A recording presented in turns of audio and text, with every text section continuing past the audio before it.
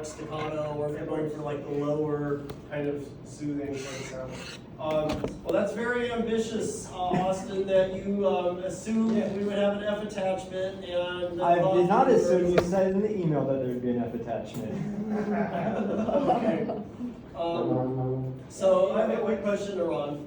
If you are writing for professional trombone players, will they have F attachments? Yes. All right. And if you're writing for 8th grade, will they have F attachments? Maybe. All right. So make sure you know like your Yes. audience. Did you have any other last questions or comments on this, Austin? No. All right. Okay. Range is good. Yeah, that works. Notice, and yours was a lot lower, and it had more of that kind of darker, growly sound. Campbell's was higher and had more of kind of a singing quality with a little more support. Oh, this is great. It's the same thing, but up a fifth.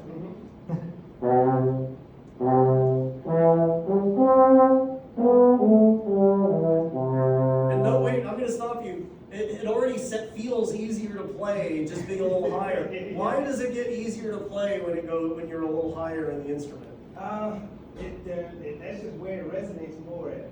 From staff to staff, maybe staff to middle C or that C there. Also, do you have more like options for positions? Yes, that's another thing too. Yes, Okay. more options to move there. All right, I didn't mean to interrupt. Keep going. Okay.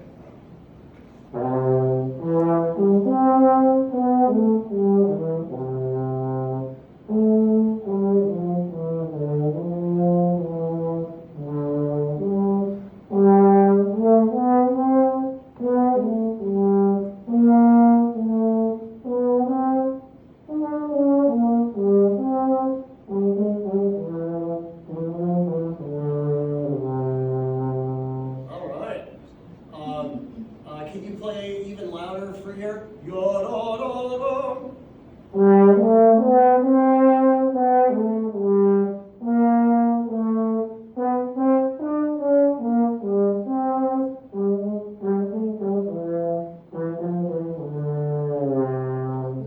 Ooh, all right. I like the slide at the end. Is that a good way to notate one of those? Yep, yep. Question, Tyler? All right. Yeah, well, this was definitely like a good spot for it. Did you send it to me yet, Oliver? Almost. I just need Does anybody have one for the overhead? Do you have any more worksheets? I wasn't here Wednesday. I probably do. Okay. You're off the hook, so you. I had a migraine. Let's see here. I only have one. I'm not Huh? very That's strong okay. singer, so. What? I'm doing German, I'm sorry. Oh. I said that is okay, but Oh. Yes. Yes. Okay. Okay. I was like, I feel like I understand what you're saying, but it sounds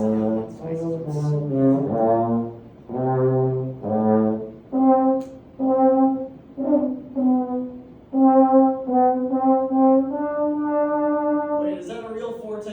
Oh, there's a solo. There we go. D natural? Yes.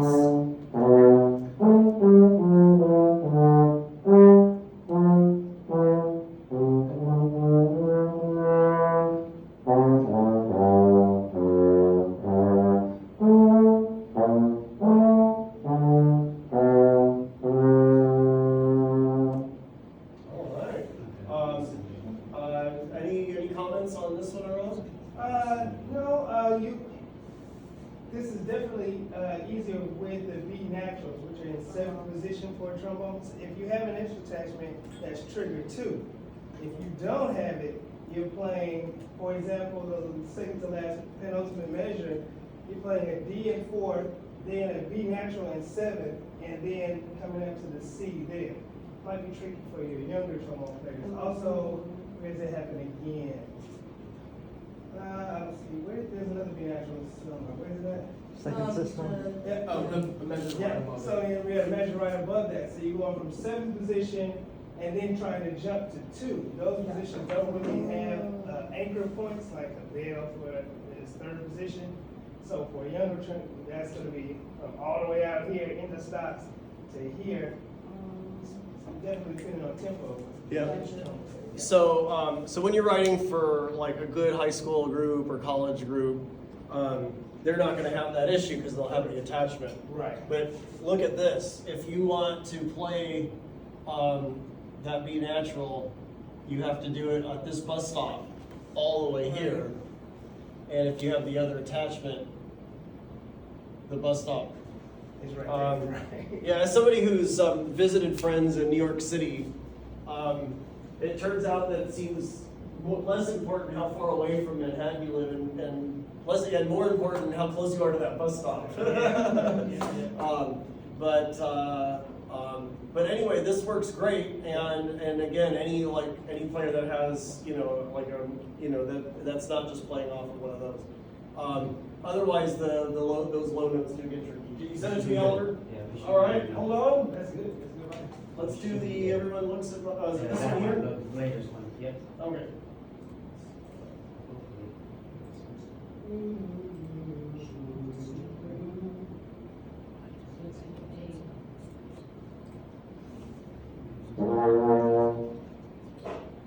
And hold on a minute. We're gonna make this look pretty. Oh. Hey, see? I didn't know that. Let's get rid of one of these messy panels. There we go. All right.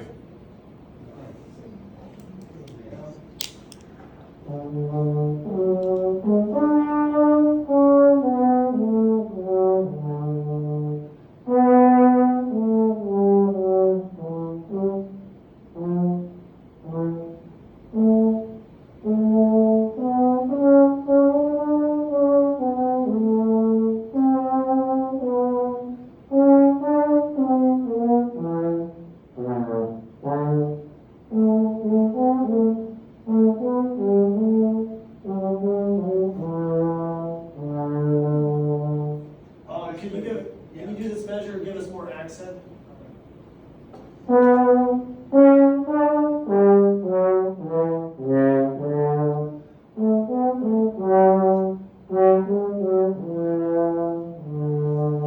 good. How smooth can you do your soft tonguing in this section? Can you make it yo?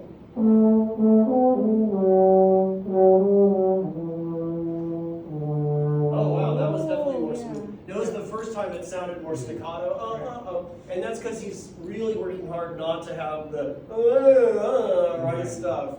But those are pretty good. The way that's written, they're fairly close. If we keep those positions closer together, we can do that. If it's sporadic when we're trying to do that, then you're looking at high level trombone thing. You get that smooth. So keep that in mind when writing, keeping those positions closer together. Yeah. And I'll also practicing with your trombones, hey, eliminate that sound, and then you have some smooth writing. Can a trombone trill? Not in conventional. So if you got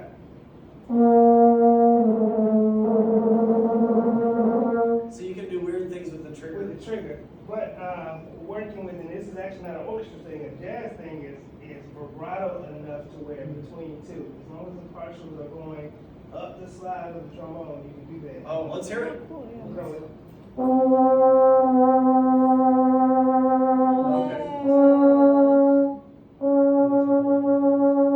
And you can also do it with your lip, but that's more so vibrato. That's about as close as you can get. Okay.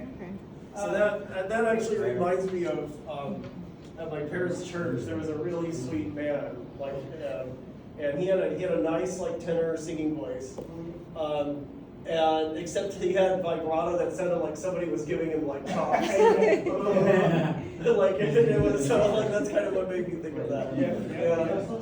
Oh my God. Backward vibrato. Thank you, everybody. And, Ron, this was so helpful. So now you can you'll be able to call in your marker for a favor from me when the time is right. Okay, okay, sounds good. right? When you need like fingerprints on a gun or something like that. Thank y'all, I appreciate it. You playing the jazz concert tonight? Yeah, I'm playing tonight, y'all come out, jazz time. Oh, yeah. So, I would love to look at some examples of woodwind and brass writing in the book that we didn't get to. And I think we also never made it to tuba, is that right? That's correct. So I would like to hear the tuba examples. Can we start with page 270 in the book? Yeah, this is such a nice notebook, I don't want to give it back, but here you go. Thanks. And thank you so much, Armand. This really is meaningful for us.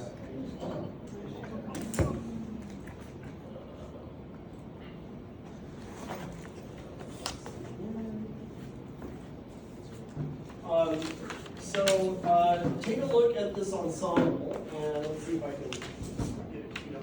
What page did you say? 270.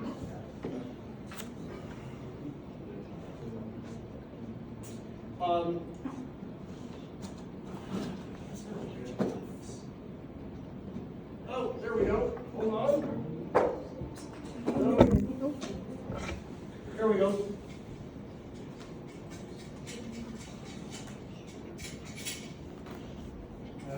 This is right at the spot where it doesn't.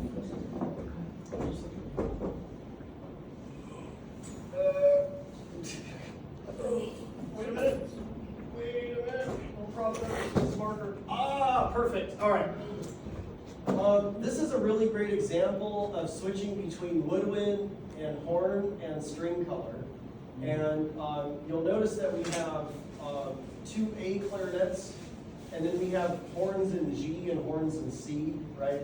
So Brahms is still thinking about like using the older instruments that rather than using the modern F French horn. This is track 16. And this gives you a good example of some wind ensemble writing. Oh, I need to turn this up.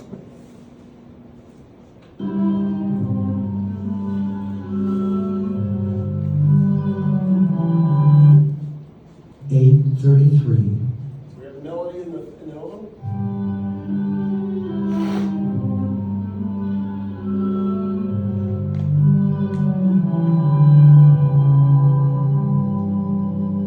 String color.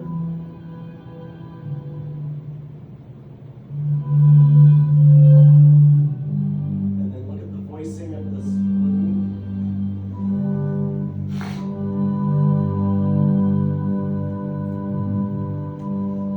Right, you can really see how Brahms is thinking about like the flutes as your higher soprano voice, and the oboes, also using the clarinet as also a higher voice. Take a look at page 271.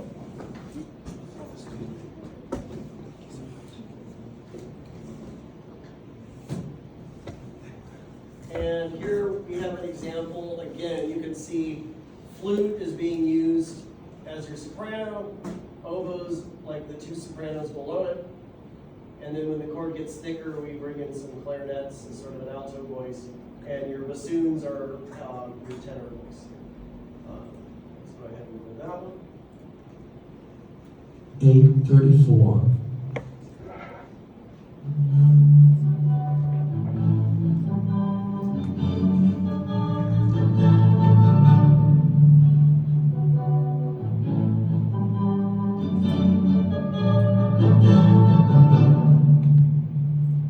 Right, so that sort of paints a pretty clear picture on that stuff. Let's jump ahead to our tuba example. So that was on page 352. And let me go ahead and get that one fired up. 880. Let's see. 524. We're looking at the Prokofiev example. That's the third one down, and that's track 91. So I was pointing out that this example here, pause real quick. This is a great example of tuba writing, where it's all under the staff, and then it gets pretty powerful as it goes up. These are your very high notes for the tuba, because it's your super bass, right? It should be like down an octave below the bass. 1091. Right, that's a big round note. It's not a low note for the tuba, that's a normal note.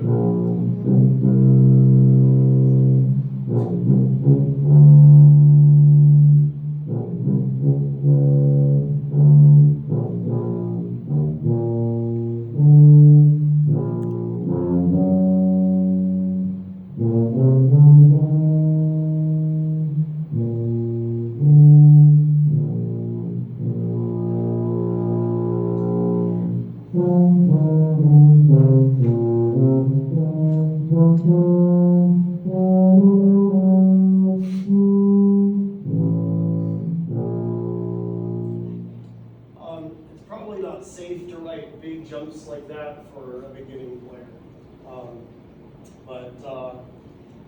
Let's jump ahead and see some examples of some brass scoring. I Dr. have a tuba Johnson? question. Oh yeah, tuba I question. use My tuba question is, I see that they have crescendos written above the staff. Is that kind of normal for them? No, but I think a lot of times in music, if you don't have a lot of room on the page, you put stuff wherever you can put it. All right, that was all. And I think with a tuba part, because they have so many notes underneath, sometimes it just fits a lot better on top. Yep. Yeah. I also had a question Yeah, for the well- range. Could you go over what you're, sorry, I was looking at the screen when you were pointing at that. Yeah, so the range of the tuba is, generally speaking, Oh, okay. this, I would never go this high. I would always keep it on the staff if I'm writing for like unless I'm writing for like a professional player.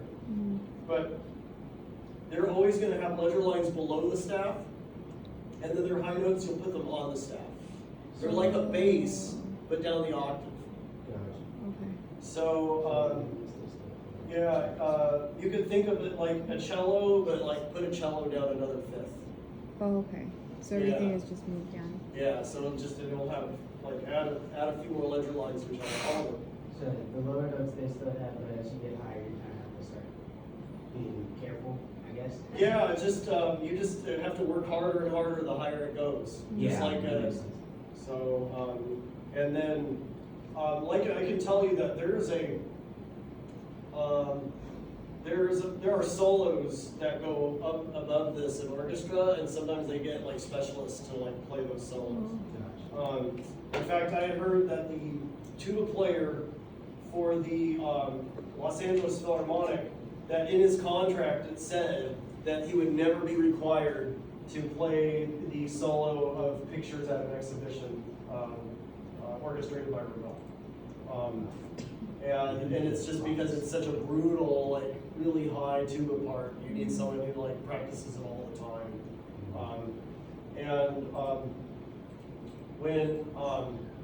When I did it like with my really good like summer camp orchestra, they played it on euphonium because it's like high tenor notes. You're trying to play on this big tuba, and like really great players, they can do it. But. All right, so I'm going to play the first 4 measures of page 367. This is a symphony by Anton Bruckner. And let's look and see who's in the orchestra. We've got 2 flutes. We've got 2 oboes, 2 clarinets in A. That's probably because the symphony's in E major, so we're using a sharp key. Bassoons. 4 horns in F, 3 trumpets in F,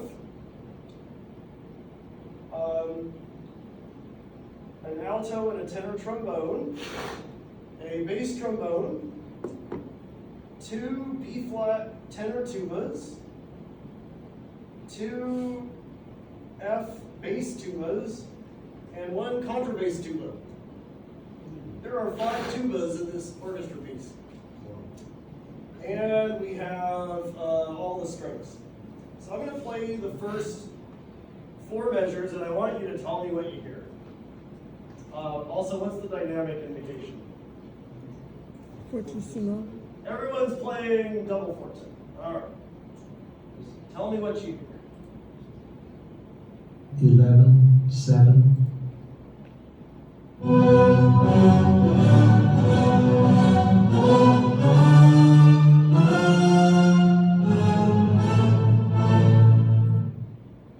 What'd you hear?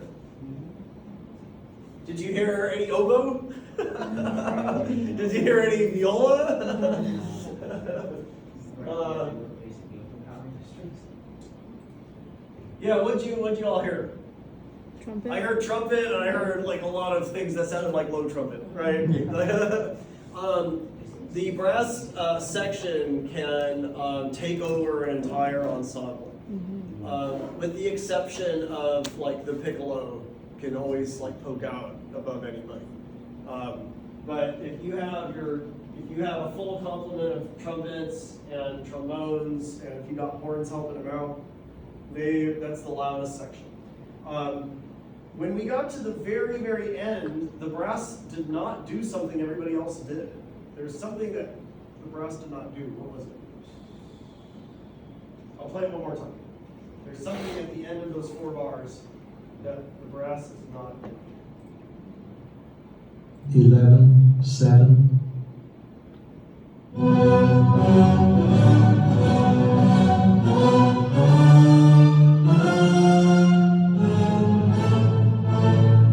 What was it? They're not trilling. They're the only ones without the trills. And that's because we heard Iran trill for us, right? Or even a trumpet player, they're gonna go, "Brrr," right? They're gonna try to like find a note that they can trill on. And so rather than play this entire example, I can assure you that it's just very loud, and we get to the last page 371, when they have triple forte marked. Everybody's like screaming, but really you only hear the brass. Brass players love Bruckner. The rest of us, not so much. Timpani trill? Timpani, yeah. You always hear the percussion too. Page 372. Here we have Elgar's Enigma variations. Everybody's marked triple F. And this is a standard romantic orchestra size with your 4 horns, 3 trumpets, 3 trombones and tuba. We don't have a lot of expert percussion, but we've got our timpani there.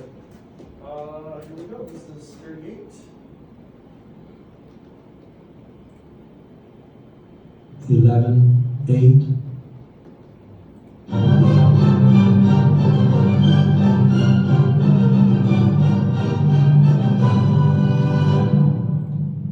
How many of you actually heard other instruments playing this time? A little bit more. Okay, take a look at the trumpets. Is that where they sound the loudest? Look at these. Look at the range of the trumpets. not. Yeah. So even though it's written triple forte, the trumpets, remember the trumpets are your sopranos. This is not loud trumpet writing. Loud trumpet writing goes on the top of the staff. So one way to balance your orchestra or your wind symphony or whatever is if you write them loud, if you put them in their loudest register, that's all you'll hear. If you write them loud and put them lower, then they'll get that kind of darker, more supporting sound. Similar with your, these trombones are the first trombone has a little bit higher part. But also notice flutes and violins are way up in their high notes. So we're still going to kind of hear that at the end. You'll notice that when we had that last bum, right, that one kind of came out a little bit more. Now, we'll end today with Mussorgsky's. Here is some pictures at an exhibition. A couple years back, Dr. Lovell actually played this whole piece. And it was his first COVID recital. This is the piano version.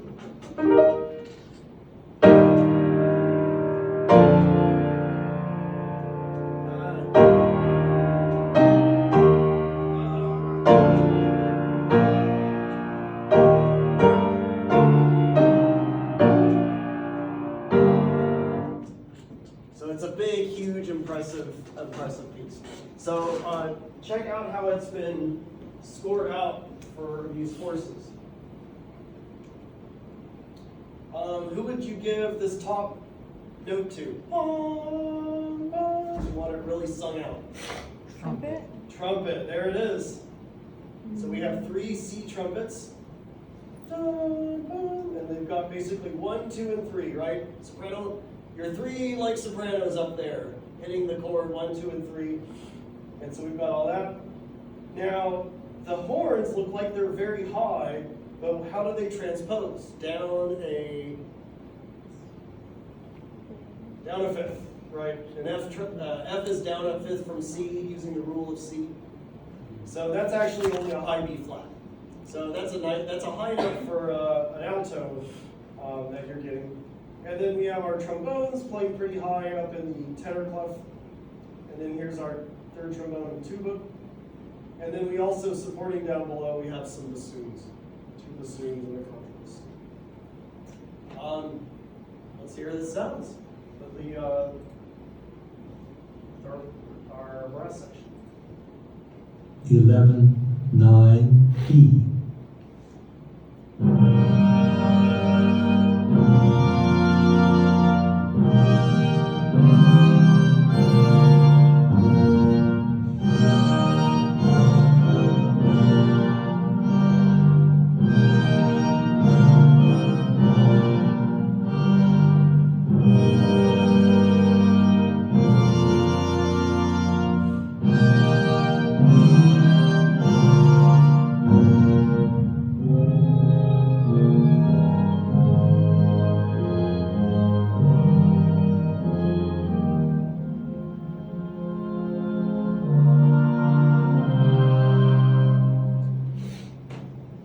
Very impressive, right? I've got a question about that score. Yeah. The C trumpet doesn't have the key signature written in. Brass instruments in orchestra have taken a long time to get to where we are today. And today, if somebody writes a piece for orchestral instruments, they'll put key signatures on everybody. So keep in mind that in the early days when they had the crooks, you just said horn and D, and then there was no key signature. Oh. Right? Or you said horn and F and there was no key signature.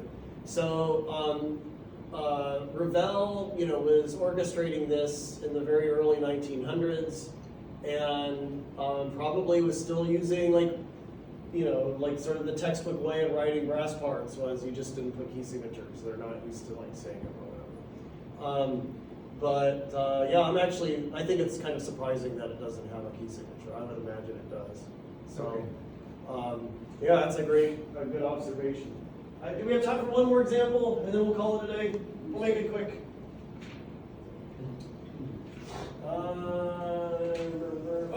Yeah, let's do some Siegfried. Tyler, what's a Helden tenor? I have no idea. So, do you know what a lyric tenor is? Yes. And what's a dramatic tenor? Very, very. Yeah. So I want you to imagine a tenor that has to sing high notes for 4 hours worth of music, and have a sword, and a Viking helmet. All right. So anyway, that is Siegfried, right? Basically the German Hercules,